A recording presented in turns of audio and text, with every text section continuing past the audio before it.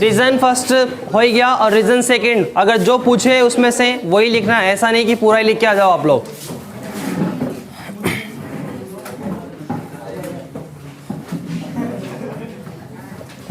Reason second और case क्या है, E ग्रेटर देन V0 वाला। अब समीकरण अलग अलग करनी है या उसी को कंटिन्यू करूं? अलग अलग करनी है, मतलब इसको अलग पढ़ोगे और इसको अलग पढ़ोगे।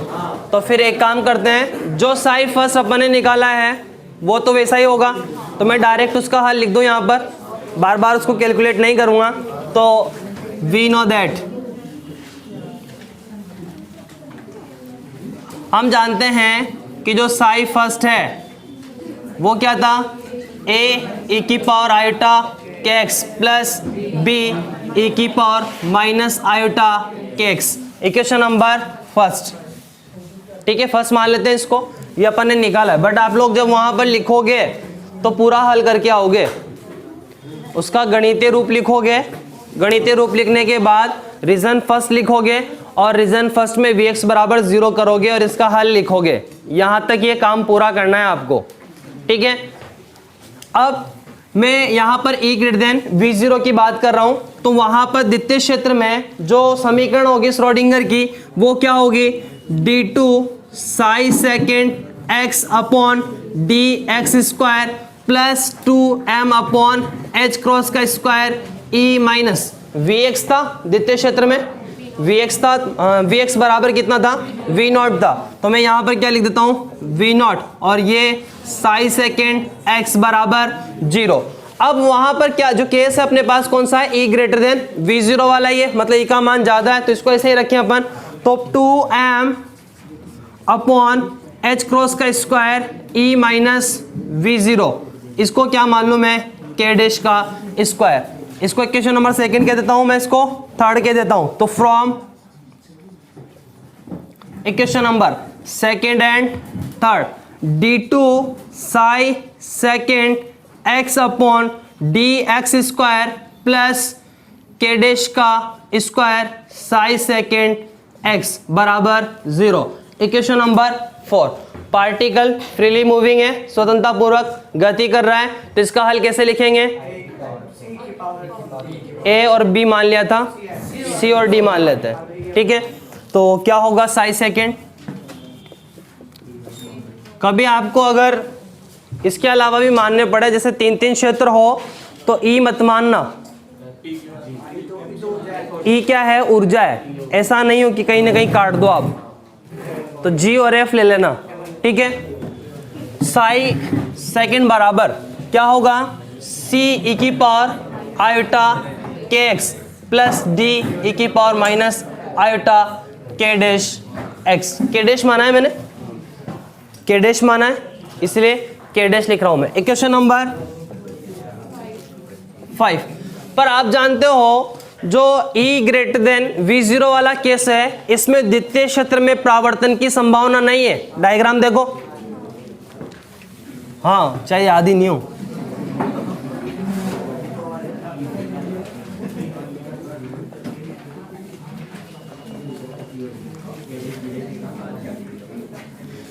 ये E ग्रेटर देन V0 की स्थिति में पार्टिकल इस तरह से गतिमान होगा, इस तरह से गतिमान होगा। तो E ग्रेटर देन V0 की स्थिति में द्वितीय क्षेत्र में परावर्तन की संभावना नहीं है, इसीलिए जो परावर्तन वाला पार्ट है इसको क्या मान ले अपन, हटा दे इसको। तो फिर क्या होगा, साई सेकेंड x बराबर C e की घात आयोटा के डैश x। इक्वेशन नंबर 6, आपके पास साई फर्स्ट आ गया, साई फर्स्ट है और साई सेकंड अपने पास है। क्या किया जाए, क्या करें, बाउंड्री कंडीशन लगाएं। तो using boundary condition,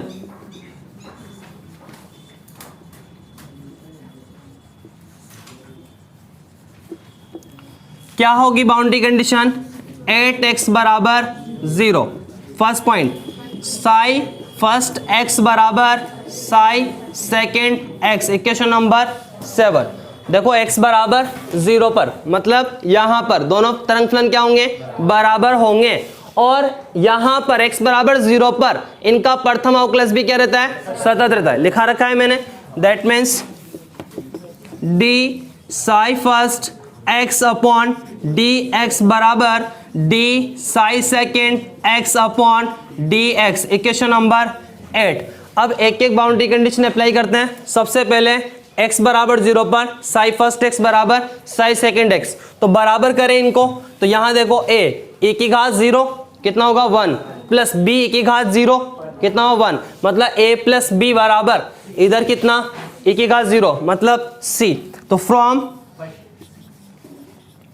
equation number first 6 and 7 a plus b बराबर c। Equation number 9। इसी तरह से अपन क्या करेंगे, अब यहाँ पर अवकलन करना पड़ेगा। तो सबसे पहले तो इक्वेशन नंबर 1 का अपन अवकलन करेंगे, किसके रेस्पेक्ट में, x के रेस्पेक्ट में। फिर इसके बाद क्या करेंगे, इक्वेशन नंबर 6 का x के सापेक्ष अवकलन करेंगे।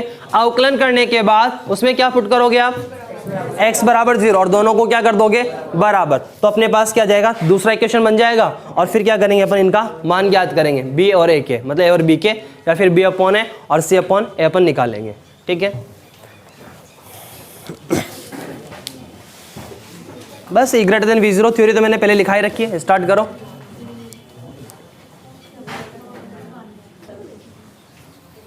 और ये जो इक्वेशन नंबर फर्स्ट लिखे ना एग्जाम में पूरा यहां तक लिख के आना है आप लोगों को, e ग्रेटर देन v0 के लिए भी। ठीक है, जो पार्ट फर्स्ट में अपन ने किया है। अब लिखेंगे हम जानते हैं कि द्वितीय क्षेत्र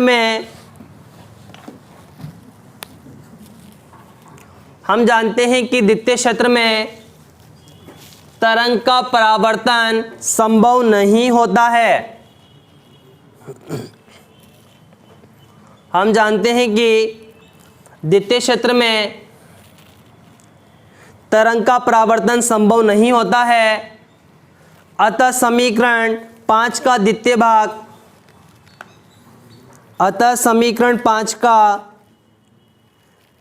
भाग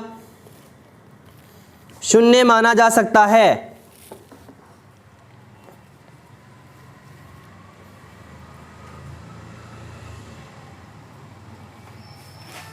लिख लो फिर पूरा ही। समीकरण 9 तक हो गया।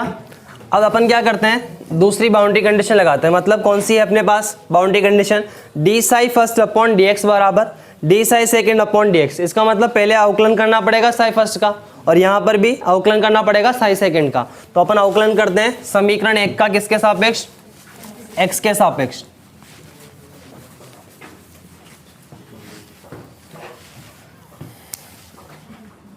समीकरण 1 का x के सापेक्ष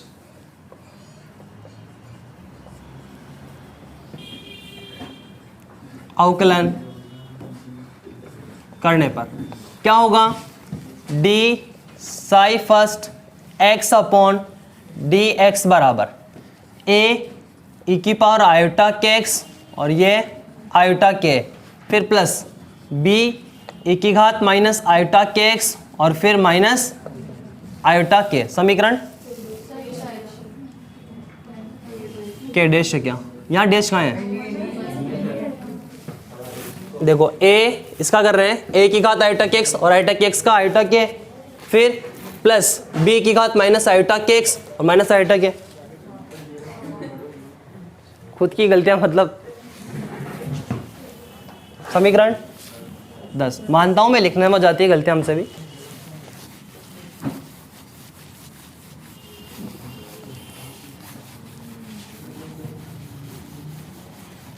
इसके बाद जो समीकरण कौन सी है, 6।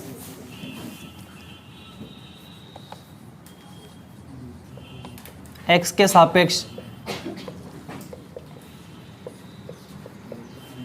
क्या होगा, d Sai second x upon D X बराबर c e की घात आयोटा के डैश x और ये आयोटा के dash. Equation number 11 from equation number 8, 10 and 11।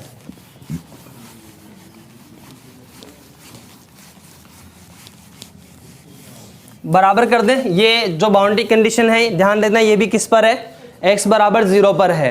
तो अपन x बराबर 0 रखें इसमें, तो ये e की घात 0 हो गया, तो ये 1 हो गया, e की घात 0 1 हो गया। तो क्या बच रहा है यहाँ से, आयोटा के ए माइनस आयोटा के बी बराबर आयोटा के डैश सी, ये भी 0 हो गया। ठीक है, तो यहाँ से अपने पास आयोटा सब में आ रहा है, आयोटा सब में आ रहा है, तो कितना हो गया यहाँ से, के ए माइनस के बी बराबर के डैश सी। या अगर इसी फॉर्म में आप रखना चाहते हो तो फिर पूरी समीकरण को उसको आयोटा के से अगर यही रखना हो तो जैसे ये समीकरण 12 है, अब इसको बाद में काट देना। जैसे ये समीकरण है अपने पास, इसको क्या करें, एक बार आयोटा के से गुणा करके इसमें जोड़ दें, मतलब समीकरण 9 इंटू आयोटा के। ऐसा इसलिए रख रहा हूँ ताकि तुम्हें रटी रटाई चीज़ याद रह जाए कि वहाँ भी आयोटा के से गुणा किया था, है ना। ऐसी प्रवृत्ति ज़्यादा है ना रटने की, इसलिए। और नहीं तो काटने में यह भी काट सकते अपन। फिर इतना तो होगा वैसे, नहीं है, तो क्या होगा, आयोटा के ए प्लस आयोटा के बी बराबर आयोटा के सी, और किस में जोड़ना है, 12 में। तो आयोटा के ए माइनस आयोटा के बी बराबर आयोटा के डैश सी, तो ये तो कट गया। 2 आयोटा के ए बराबर कितना, आयोटा के सी प्लस आयोटा के डैश सी। आयोटा हटा दो यहाँ से मैं, तो कितना बचेगा, 2 के ए बराबर के प्लस के डैश और ये सी। Equation number 13। क्या करें इसके बाद,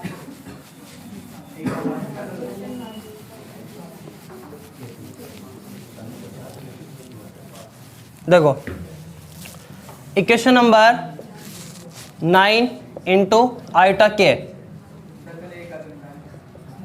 मुझे परावर्तन गुणांक और पारगमन गुणांक निकालना है।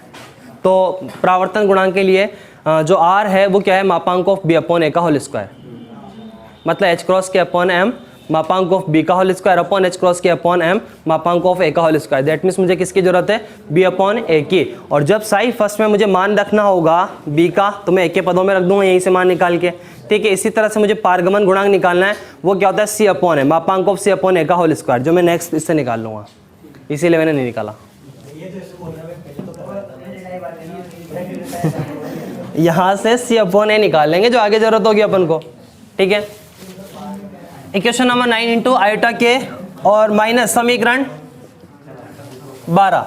ठीक है, इक्वेशन नंबर 12,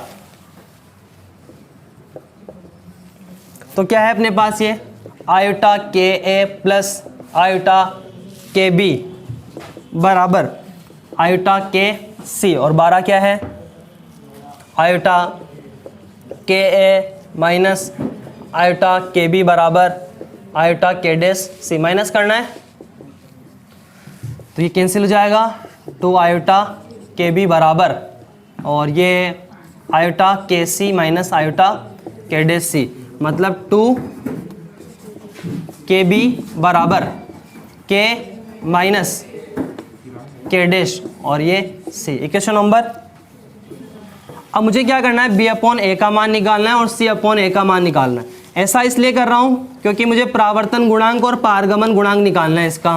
ठीक है, इसीलिए परावर्तन गुणांक में b अपॉन आएगा और पारगमन गुणांक में c अपॉन आएगा। मतलब जहां पर आप लोगों के परावर्तन गुणांक r होता था वो क्या था, s reflected upon s incident. ऐसे पारगमन गुणांक जो होता है t, वो क्या होता है, s transmitted upon s incident, पारगमित अपॉन आपतित।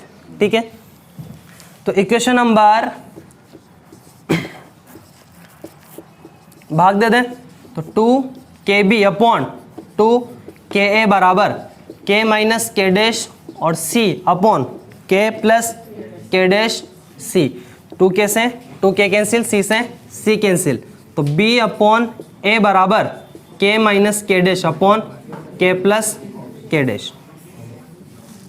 ये परावर्तन में काम आएगा, इसलिए b अपॉन a निकाला है मैंने। इक्वेशन नंबर, और अगर आपको साई फर्स्ट निकालना हो तो साई फर्स्ट में a की घात आयोटा के एक्स प्लस b की घात माइनस आयोटा के एक्स है, तो यहाँ b का मान रखोगे किसके पदों में, a के पदों में। तो a का मान जब कॉमन ले लेना तो फिर यहाँ से b का मान भी निकाल लो।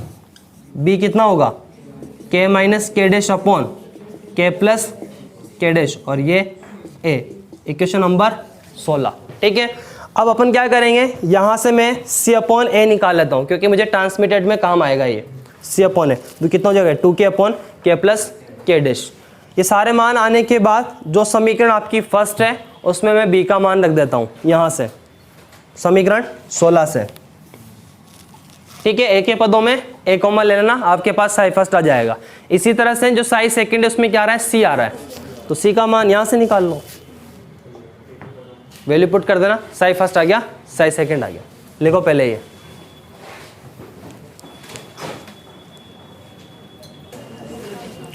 अब देखो मैं क्या करता हूँ, बी का मान आ गया मेरे पास, मुझे एक तो सी की भी ज़रूरत है और सी अपॉन ए की भी ज़रूरत है, तो यहाँ से सी अपॉन ए निकाल लें और उसी से फिर अपन ए निकाल लेंगे, तो अपने पास सी का मान निकालेंगे, सॉरी, तो उसके बाद सी का मान भी आ जाएगा और वो मान अपन साई सेकंड में पुट कर देंगे।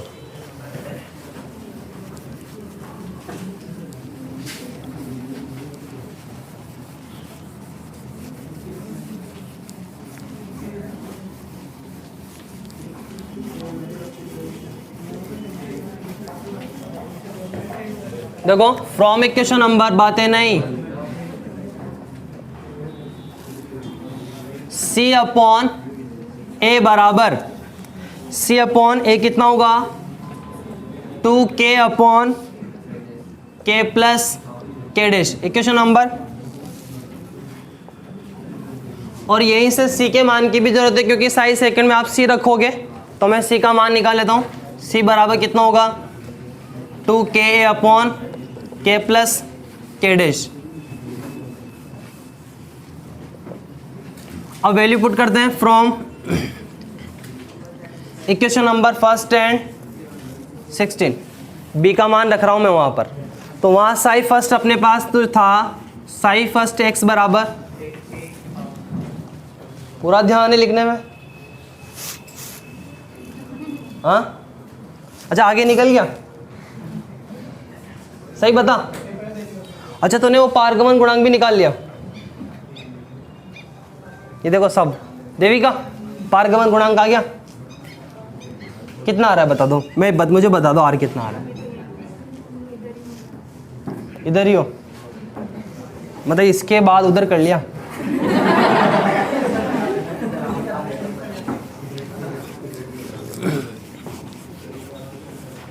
साई फर्स्ट बराबर ए की घात आयोटा के एक्स प्लस बी, मतलब के माइनस के डैश अपॉन के प्लस के डैश, और ये ए की घात माइनस आयोटा के एक्स, ए कॉमन ले लो चाहो तो, ए की घात आयोटा के एक्स प्लस के माइनस के डैश अपॉन के प्लस के डैश, और ए की घात माइनस आयोटा के एक्स, ये क्या आ गया अपने पास साई फर्स्ट एक्स। ऐसे ही from equation number psi second कौन सा था, 6 था, एक ही चीज आती है ध्यान रखा करो, है ना, 6, और इसके अलावा तो साई सेकंड एक्स बराबर सी 2k a अपॉन के प्लस के डैश, ए की घात माइनस आयोटा के डैश एक्स प्लस का ही होगा क्योंकि सेकंड वाला अपन ने 0 माना था। समीकरण 19 और ये 20।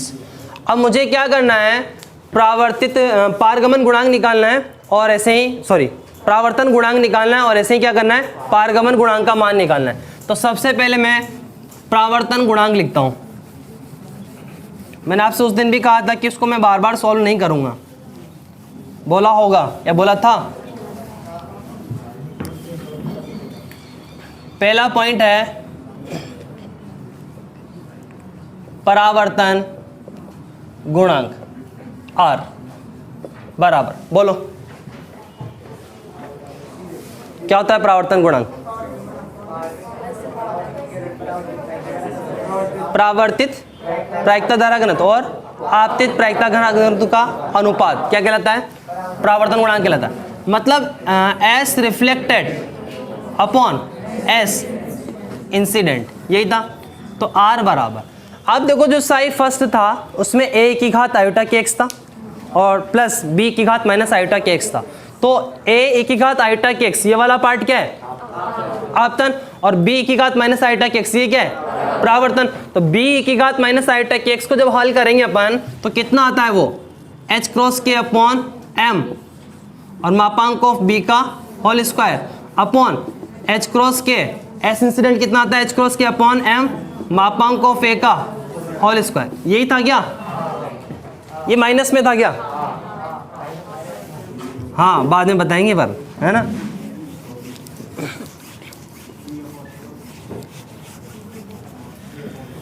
तो r बराबर देखो यहां से अपने पास h क्रॉस के अपॉन m से h क्रॉस के अपॉन m कैंसिल हो जाएगा, ये माइनस माइनस मापांक लगा हुआ है प्लस हो जाएगा। तो ओवरऑल क्या बचेगा, b अपॉन a का whole square. Equation number from equation b upon a 18 17 15।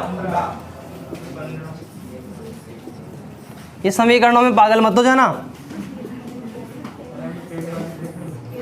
k minus के डैश अपॉन k प्लस के डैश का होल स्क्वायर। तो r बराबर देखो यहाँ पर इसका होल स्क्वायर खोलने का कोई मतलब नहीं है क्योंकि वो वही चीज़ मिलेगी वापस से। तो मैं यही रखता हूँ इसको। मेरे पास k का मान है √2me अपॉन h क्रॉस का स्क्वायर। अरे k स्क्वायर था ना, 2me अपॉन h क्रॉस का स्क्वायर, तो k कितना होगा √2me अपॉन h क्रॉस का स्क्वायर। मेरे पास k डैश का मान भी है, k डैश का स्क्वायर मैंने माना था 2m अपॉन h क्रॉस का square e minus V naught. तो k डैश का स्क्वायर, k डैश कितना हो गया, अंडर रूट लगा दें, दोनों वैल्यू पुट कर दें। वैल्यू पुट करने के बाद पूरी समीकरण में 2m अपॉन h क्रॉस का स्क्वायर का भाग दे दूँ। भाग देने के बाद अपने पास जो केस है वो कौन सा है, e ग्रेटर देन v0 है, मतलब 1 greater than v0 upon e, that means v0 upon e less than, मतलब 1 upon v0 upon e less than 1, मतलब v0 अपॉन e को a की तुलना में नगण्य मान लें। तो नगण्य मानने के बाद r कितना बचा, टेंस टू 1। चेक करेंगे अभी, यहाँ तक लिखें और ये डेफिनेशन आप लोगों को लिखनी है यहाँ पर। तो फिर डायरेक्ट लिखें तो हटाओ, क्या मतलब है, ज़्यादा हो जाएगा बट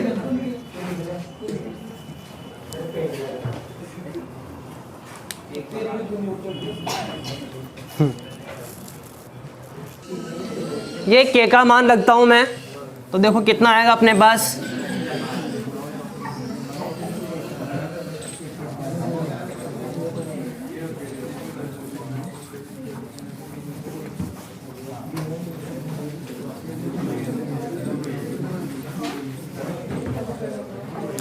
r बराबर मापांक ऑफ k कितना था, √2m अपॉन h क्रॉस का square, 2m upon h cross का स्क्वायर, फिर minus k dash √2m upon h cross का square e minus V naught upon k plus k dash, मतलब √2m e upon h cross का square plus √2m upon h cross का square e minus V naught का whole square.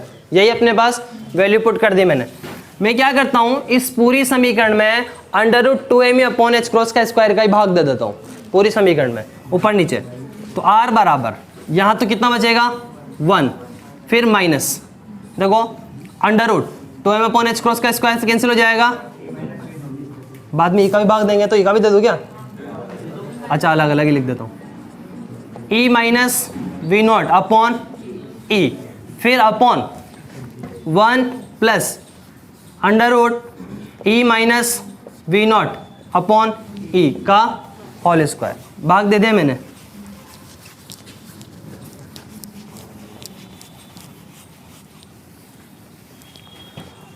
r बराबर 1 minus under root, देखो यहाँ से e का भाग दूंगा मैं तो 1 minus V naught upon E, और यहाँ से 1 plus under root 1 minus V naught upon E का होल स्क्वायर। चूंकि अपने पास जो केस है वो क्या है, e ग्रेटर देन v0, ई का मान अगर v0 से क्या हो जाता है तो 1 ग्रेटर देन कितना v0 अपॉन ई या v not upon E less than 1, मतलब वी नॉट अपॉन ई का मान 1 की तुलना में क्या है, बहुत कम है।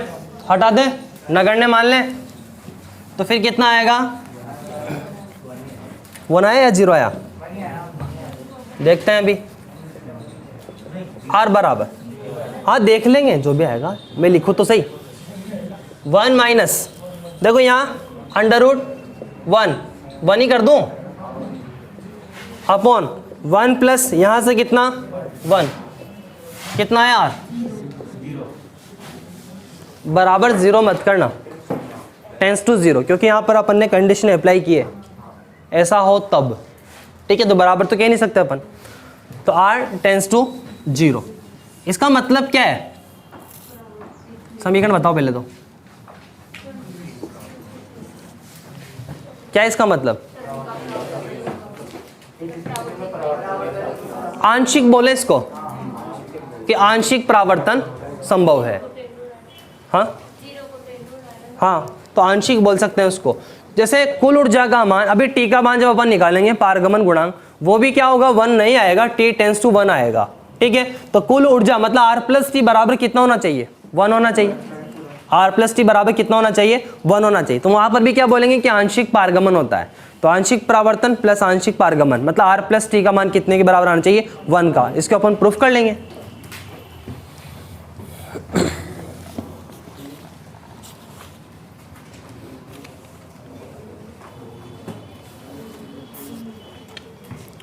ये समीकरण मान लो, इसको भी एक काम आएगी जब आर प्लस टी निकालूंगा मैं, बस 24 तक लिखो आप।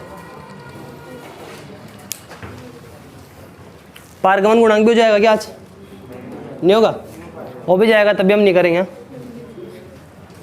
जल्दी कोर्स हो जाए, दिक्कत है ना, घर बैठ के पढ़ना पड़े और जल्दी कोर्स हो जाए, रिवीजन हो जाए, तुम्हारा बड़े नंबर आ जाए, दिक्कत है ना, बड़ी मार्कशीट। हाँ काफी दिन हो गए ना, हाँ 24 तक लिखे,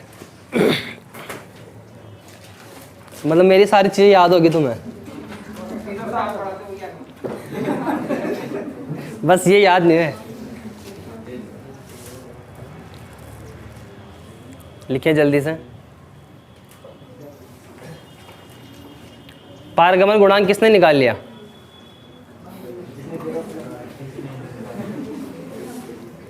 कुछ भी नहीं है, S transmitted upon S incident है। ट्रांसमिटेड का मान मैं बता दूं, ट्रांसमिटेड कौन सा वाला भाग होगा, साई सेकेंड। अरे पारगमित कौन सा होगा, साई सेकेंड ही होगा ना, डिवीजन सेकेंड वाला क्या होगा, पारगमित होगा। तो यहाँ पर अपने पास जो एस इंसिडेंट है उसके लिए जो तरंग फलन है वो कौन सा होगा, साई सेकेंड होगा, मतलब सी ई की घात आयोटा के डैश एक्स होगा। तो यहाँ पर अगर मैं इसके लिए एस ट्रांसमिटेड निकालूंगा तो कितना आना चाहिए, अरे नालायक हूँ, एच क्रॉस के डैश बॉल पहले तो, और बी की जगह क्या है, मतलब वहां पर अपने पास यहाँ पर क्या है, एच क्रॉस के डैश अपॉन ए और सी, मापांक ऑफ सी का होल स्क्वायर, क्योंकि सी है गुणांक। और आप निकाल सकते हो वैसे भी, क्या होता है एस बराबर, एक मिनट रुकना, त्रिपाठी खड़ा हो जल्दी से, एस बता, पहले कहता ना मैं आ जाता घर पे, चिराग खड़ा हो रहा है, खड़ा हो जल्दी से, ये देखो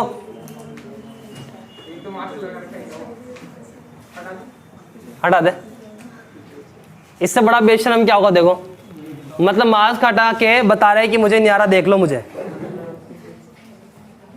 शर्म भी तो नहीं आती तुम लोगों को, हंस रहा है भी तो, लिखो यहां तक 24 तक, खड़े रहो, बैठने के लिए किसने बोला,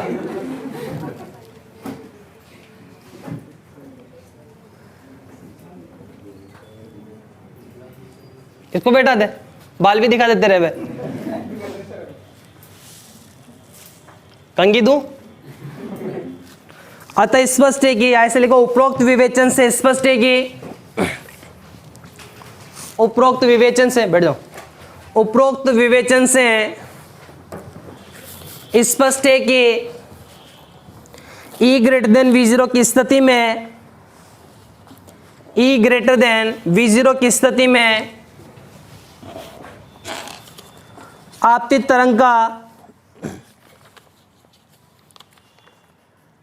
तरंग का आंशिक परावर्तन संभव है। आपतित तरंग का आंशिक परावर्तन संभव है। इतना ही पढ़ेंगे, आप सुन लो 1 मिनट के लिए, रुक जाओ।